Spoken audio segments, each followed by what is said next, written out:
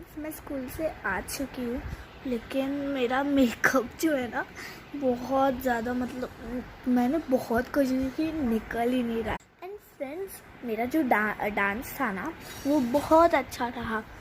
और ना मतलब हमारी जो असेंबली थी स्कूल की वो बहुत मज़ेदार थी। जब हमारे मैम की एंट्री हो रही थी ना तब सब लोग ढोल बजाए थे और बहुत मज़ा आया हमको। और क्योंकि हम लोगों को बहुत टाइम लग गया था तो हमको बस आते ही असेंबली से हमको हमारा जो साइंस पीरियड होता है वो पढ़ना पड़ा। और मैथ्स की मैम थी नहीं, जो कि लास्ट पीरियड था, तो हम लोग पूरे फ्री बैठे रहे। एंड देन फिर मैं घर आ गई। पूरे टाइम बस में मेरे बाल ही उड़े जा रहे थे। तो मैंने बताऊँ क्या किया, मेरे हाथ में रबर बैंड था तो मैंने उससे बाल बांध लिए। फिर उसके बाद मैंने खोल ही दिया। फिर जब तक मैं आ रही थी ना